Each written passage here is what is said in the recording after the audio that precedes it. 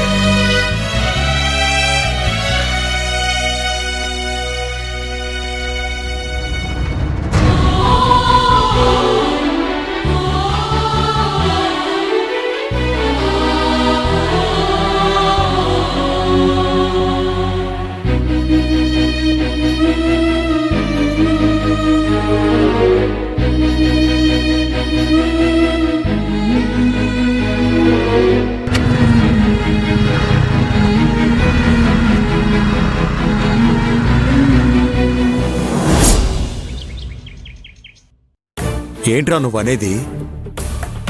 పెళ్లి చీర కొనే విషయంలో పెద్ద గొడవ జరిగిందా? అవును డాడీ. ఆహా, వినడానికి ఎంత సంతోషంగా ఉందో.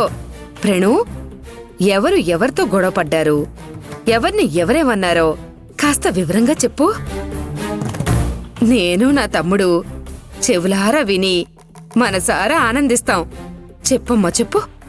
అత్తయ్య, ఆ వాటర్ క్యాన్ దాని పిన్ ఉంది కదా, అవును. తనే ఈ పిసినారుడి గుణం తెలియక 1,00,000 రూపాయల్లో పెళ్లి చీర కొనాలని మొండి పట్టు పట్టింది. ఆ మాట వినగానే ఈ పిసినారోడి గుండె పగిలి అక్కడే చచ్చుంటాడే. అదే జరగలేదు డాడీ. మరి ఈ పెళ్ళే వద్దని ఉన్న పళంగా అక్కడ్నుంచి దిక్కు తెలియకుండా పారిపోయాడా ఏంటి? అది కూడా జరగలేదు. అది జరగకుండా ఇది జరగకుండా ఇంకేం జరిగింది ప్రణు? పెళ్లి చీరని వాడి బడ్జెట్లో కొనేలా చేయడానికి చాలా ప్రయత్నాలు చేశాడు డాడీ. కానీ వాడి ఆటలు ఆ రత్నవల్లి దగ్గర సాగలేదు. చివరికి 1,00,000 రూపాయలు పెట్టి చీర కొనక తప్పలేదు. ఏంటి, వాడు 1,00,000 రూపాయలు పెట్టి ముహూర్తం చీర కొన్నాడా? అవును డాడీ. చచ్చినోడు మళ్ళీ బ్రతికాడని చెప్పు, నేను నమ్ముతాను. కానీ వాడు 1,00,000 రూపాయలు పెట్టి చీర కొన్నాడంటే నేను నమ్మనుగాక నమ్మను. మీరు నమ్మినా నమ్మకపోయినా జరిగింది ఇదే ఆంటీ. 1,00,000 రూపాయలు పెట్టి చీర కొనడానికి వాడికి మనసెలా ఒప్పిందబ్బా? దీంట్లో ఏదో సీక్రెట్ ఉందిరా. అవును డాడీ, నువ్వు చెప్పింది కరెక్ట్. షాపింగ్కి మమ్మీ కూడా వెళ్ళింది. రత్నవల్లి 1,00,000 రూపాయల్లో చీర కావాలని అడిగినప్పుడు మమ్మీ పర్లేదు తీసుకోండి, డబ్బు నేనిస్తాను అని చెప్పింది. నిజంగానే మీ మమ్మీ అలా చెప్పిందా? అవును డాడీ. చూసావా తమ్ముడు, నీతో చెప్పకుండా నీకు తెలియకుండా 1,00,000 రూపాయలు నేనిస్తా అని చెప్పింది అంటే నీ మాట లెక్కలేదనేగా దాని అర్థం. ఇస్తానని చెప్పిందో లేక ఇచ్చేసిందో ఎవరికి తెలుసు? నాకు తెలిసి ఇచ్చే ఉంటుంది డాడీ. అందుకే ఆ పిసినారోడు గొడవ చేయకుండా సైలెంట్గా ఉన్నాడు. తమ్ముడు, ఈ విషయాన్ని ఇలాగే వదిలేకూడదు. ఇప్పుడే నీ పెళ్ళాన్ని పిలిచి అడుగు. లేకపోతే వాడి పెళ్ళయ్యేలోపు నీకే తెలియకుండా నిన్ను నడి రోడ్డులో నిలబెట్టేస్తుంది. మంజులా, మంజులా! ఏంటండి? ఇలా రా. ఏంటో చెప్పండి, నాకు కిచెన్లో చాలా పనుంది. విన్నావా తమ్ముడు? నువ్వు పిలుస్తున్నా కిచెన్లో పనుందని ఎలా తప్పించుకుంటుందో. ఏయ్ వస్తావా రావా?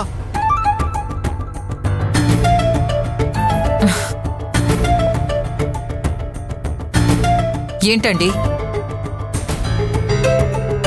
నీ అకౌంట్లోంచి డబ్బులు తీసావా? లేదే, ఎందుకలా అడుగుతున్నారు?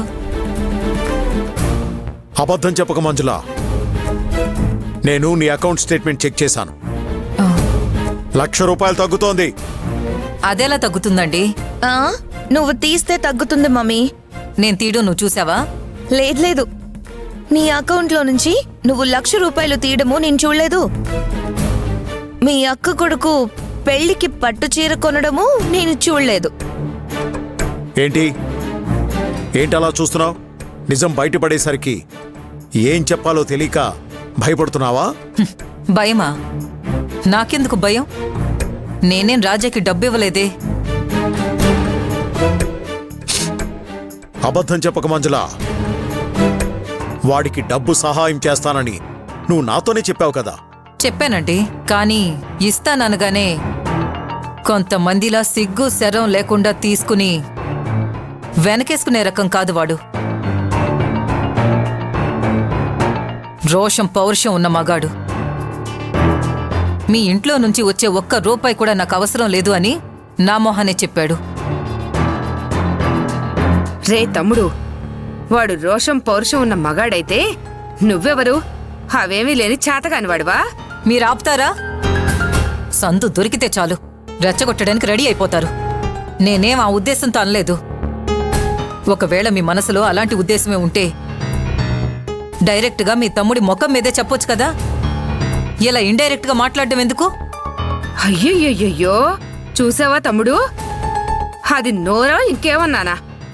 నీకు నాకు మధ్య గొడవలు పెట్టడానికి ఎన్నేసి మాటలు అంటుందో చూడు. మీరేమన్నా తక్కువ తిన్నారా? నాకు మాయన్కి మధ్య గొడవలు పెట్టాలని చూడడం లేదా? ఆ? మీ ఆలోచనల్ని మీకే చెప్తుంటే అరికాల్లో వణుకు పుడుతుందా? సరిగ్గా నిలబడలేకపోతున్నారు. అందుకే అంటారు ఏదైనా మనదాకా వస్తే కాని ఆ పెయిన్ తెలీదు అని. మళ్ళీ చెప్తున్నాను, జాగ్రత్తగా వినండి. రాజా పెళ్లికయ్యే ఖర్చు మొత్తం నేనే భరించగలను. కానీ నా నుంచి వాడు ఒక్క రూపాయి కూడా తీసుకోవడానికి ఒప్పుకోలేదు. అది వాడి ఆత్మగౌరవం. 1,00,000 రూపాయలు పెట్టి అక్షయ్కి రాజానే చేరుకొనిచ్చాడు. నాకు ఆశ్చర్యంగానే ఉంది, కానీ అంతకు మించి సంతోషంగానూ ఉంది. రాజాలో వచ్చిన మార్పును చూస్తూ ఉంటే మీరు ఎన్ని వేషాలు వేసినా, ఎన్ని ప్లాన్లు వేసినా ఈ పెళ్లి ఆపలేరని నాకు అర్థమవుతుంది. కాబట్టి మీ ప్రయత్నాలు ఇంతటితో ఆపితే చాలా మంచిది.